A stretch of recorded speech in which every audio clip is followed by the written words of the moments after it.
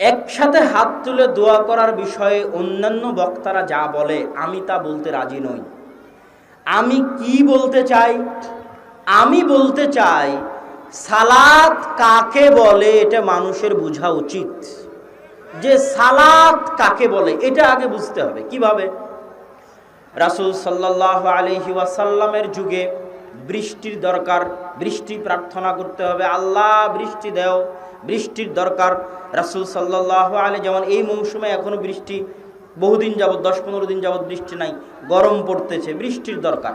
তখন আমরা সবাই মিলে এখানে একসাথে হাত তুলে দোয়া করতে পারি বৃষ্টি চাওয়ার জন্য, যেতে পারে করা। রাসূল সাল্লাল্লাহু আলাইহি ওয়াসাল্লামও চাইলে সব সাহাবীকে নিয়ে একসাথে হাত তুলে দোয়া করে বৃষ্টি চাইতে পারতেন, কিন্তু আল্লাহ রাসূল সবাইকে বললেন চলো মাঠে যাই। মাঠে গিয়ে সালাত কায়েম করলেন। কি কায়েম করলেন? জোরে বলেন, কি কায়েম করলেন? কিসের জন্য সালাত কায়েম করলেন? বৃষ্টি চাওয়ার জন্য নামাজ পড়লেন। আজীব, বৃষ্টি চাইবেন আল্লাহর কাছে, তাই কি করছেন? নামাজ পড়ছেন, সালাত আদায় করছেন। বৃষ্টি চাইবেন তাই একসাথে হাত তুলে দোয়া করলেই হতো, গেল। আপনারা কথা বলিয়েন না, পিছনে জায়গা আছে, ওই যে বামে, হাতের বামে জায়গা আছে, আওয়াজ না করে চুপচাপ নিজ নিজ জায়গায় বসে যান। মনির ভাই, সূর্যগ্রহণ চন্দ্রগ্রহণের দিন,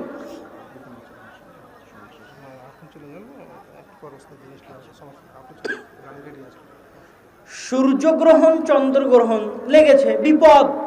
এই বিপদ থেকে বাঁচতে হবে। সাহাবী বলছেন আমার হাতে তীর ধনুক ছিল, আমি তীর ধনুক ফেলে দিয়ে দৌড় দিলাম এটা দেখতে যে এইরকম বিপদে আল্লাহ রাসূল কি করেন। চন্দ্রগ্রহণের, সূর্যগ্রহণের মতো এই ভয়ঙ্কর বিপদে আল্লাহর রাসূল কি করেন তাই দেখতে তীর ধনুক ফেলে দিয়ে দৌড় দিলাম। দৌড় দিয়ে দেখি ও মা, আল্লাহ রাসূল মসজিদে নববীতে নামাজ শুরু করে দিয়েছে। ফরজ সালাতের পর ইমাম সাহেব সকল মুসল্লিদের নিয়ে হাত তুলে মোনাজাত করেন। এই মোনাজাত কি কোরআন ও সুন্নাহর মতে ঠিক আছে? ভাইরা আমার, ইমাম সাহেব সালাম ফেরানোর সঙ্গে সঙ্গে, মুক্তাদি সালাম ফেরানোর সঙ্গে সঙ্গে ইমাম এবং মুক্তাদির সাথে সম্পর্ক শেষ। নবী সাল্লাল্লাহু আলাইহি সাল্লাম বলেছেন সালাতের শুরু হলো তাকবীর দিয়ে, আর সালাত শেষ হয় না মুনাজাত দিয়ে? সালাম দিয়ে শেষ হয় না মুনাজাত দিয়ে শেষ হয়? আসসালামু আলাইকুম ওয়া রাহমাতুল্লাহ, আসসালামু আলাইকুম ওয়া রাহমাতুল্লাহ, নামাজ শেষ। ঠিক না বেঠিক? কিন্তু এরপরেও ঠিক বললে কি হবে? আমরা বসে থাকি। ঠিক না বেঠিক? বসে থাকি। ইমাম সাহেব হাত তুললে যদি কেউ নাও তোলে তারে গুতা মারি সাইড দিয়ে, মানে ইমাম সাহেব তুলছে তুমি বসে আছে কেন? আবার ইমাম সাহেব নামানোর পরে যদি নামাতে কেউ দেরি করে তারও আবার গুতা মারে, এই তাতাই নামা, ইমাম সাহেব নামায় ফেলছে। ঠিক না বেঠিক? ভালো করে শুনে রাখেন, সালাম ফিরে ফেলছেন, ইমামের সাথে মুক্তাদির কোনো সম্পর্ক নেই। বাস। আমাদের নবী সাল্লাল্লাহু আলাইহি সাল্লাম 10 বছর মদিনায় ইমামতি করছেন। এই 10 বছরে 18,000 ওয়াক্ত নামাজের ইমামতি করছেন।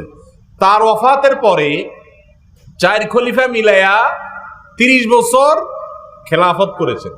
এই 30 বছরে 18 করে 10 বছরে হলে এর সাথে আরো 3 গুণ যোগ করেন, প্রায় 76,000 ওয়াক্ত নামাজ 4 খলিফা এবং আমাদের নবীজি ইমামতি করে পড়াইছেন, কম বেশ। এই নামাজের কোথাও তারা সাহাবীদেরকে সাথে নিয়ে সালাম ফেরানোর পরে হাত তুলে সবাই মিলে একসাথে দোয়া করছেন, এরকম কোন জাল হাদিসও নেই।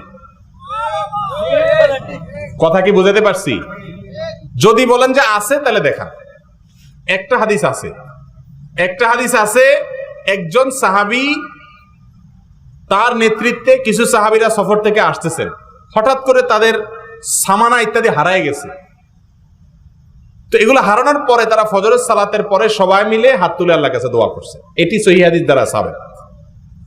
অতএব এই হাদিস দ্বারা বোঝা যায় যে কোনো বিপদে, কোনো বিশেষ মুসিবতে যদি সবাই মিলে আল্লাহর কাছে দোয়া করে এটা ঠিক আছে। কিন্তু এটাকে সিস্টেম বানায় নেওয়া, 5 ওয়াক্ত নামাজের পরে সবাই মিলে মুনাজাত করা, আর মুনাজাত না করলে ইমামের চাকরি না থাকা, বা এটা নিয়ে গন্ডগোল ফাসাদ করা, এটার কোনো সুযোগ নাই। কিছু আলেম ফরজ নামাজের পর মুনাজাত ছেড়ে দিয়েছে, তাদের বিষয়ে ভাই, ফরজ নামাজের পর দোয়ার কথা তো কোরআন শরীফেই আছে। কিসে আছে? কথা বলেন। কোরআন কারীম সূরা ইনশিরাহ, কোন সূরা? ফাইদা ফারাকতা ফাংসা ওয়া ইলা রাব্বিকা ফারগাব। আমার এই নির্বাচিত তাফসীর দ্বিতীয় খণ্ডে দলিলগুলো আনা হয়েছে, যারা পারেন কিতাবটা নিয়ে যাবেন। বুঝতে পারছেন? এই যে আমার লেখা নির্বাচিত তাফসীর দ্বিতীয় খণ্ড, এখানে সূরা ইনশিরাহের তাফসীরে অনেক দলিল উল্লেখ করা হয়েছে। তা আল্লাহ তাআলা সূরা ইনশিরাহে তার হাবিব সাল্লাল্লাহু আলাইহি ওয়াসাল্লামকে বলেছেন, ফাইদা ফারাকতা ফানসাব। এই আয়াতের তাফসীরে একজন দুইজন নয়, 14 জন মুফাসসির একই ব্যাখ্যা করছেন। কয়জন মুফাসসির? ইবনে আব্বাস, কাতাদা, দাহহাক, মুকাতিল, সাহাবী এবং তাবিনদের মত হচ্ছে ফাইদা ফারাকতা মিনাস সালাতিল মাকতুবা ফানসাব ইলা রাব্বিকা ফিদ দুআ ওয়ারগাব ইলাইহি ফিল মাসআলাতি ইউতিকা। আল্লাহ তার হাবিব সাল্লাল্লাহু আলাইহি ওয়াসাল্লামকে বলেছেন, মুহাম্মদ সাল্লাল্লাহু আলাইহি ওয়াসাল্লাম, আপনি ফরজ নামাজ থেকে যখন ফারেগ হবেন আল্লাহর কাছে দোয়ায় নিয়োজিত হন। আমি অসংখ্য তাফসীরের মত এখানে তুলে ধরেছি, আপনার কিতাবটা কিনলে দলিলগুলো পাবেন ইনশাআল্লাহ। তো ফরজ নামাজের পর দোয়ার কথা কি হাদিসে যেতে হবে না কোরআনেই আছে? কথা বলেন। আর হাদিসে কি পরিমাণ আছে? বুখারী শরীফের হাদিস, রাসূল করিম সাল্লাল্লাহু আলাইহি ওয়াসাল্লাম ইরশাদ করেছেন, আল্লাহর হাবিব সাল্লাল্লাহু আলাইহি ওয়াসাল্লাম থেকে আম্মা জান আয়েশা বর্ণনা করছেন যে ফরজ নামাজের পর আমি শুনতাম আল্লাহর হাবিব সাল্লাল্লাহু আলাইহি ওয়াসাল্লাম পড়তেন, আল্লাহুম্মা আনতাস সালাম ওয়া মিনকাস সালাম তাবারাকতা রাব্বানা ওয়া তাআলাইতা ইয়া যাল জালালি ওয়াল ইকরাম। মুসলিমের হাদিস, সাওবান বর্ণনা করেন, আসরের নামাজের পর দেখতাম আল্লাহর হাবিব সাল্লাল্লাহু আলাইহি ওয়াসাল্লাম সাহাবীগণের দিকে ঘুরতেন, তারপর দোয়া পড়তেন, লা ইলাহা ইল্লাল্লাহ ওয়াহদাহু লা শারীকা লাহ লাহুল মুলকু লাহুল হামদ ইউহয়ি ওয়া ইউমীত ওয়া হুয়া আলা কুল্লি শাইইন কাদির। আল্লাহুম্মা লা মানিআ লিমা আতাইতা ওয়া লা মুতিয়া লিমা মানাতা ওয়া লা ইয়ানফাযুল জাদ্দি মিনকাল জাদ।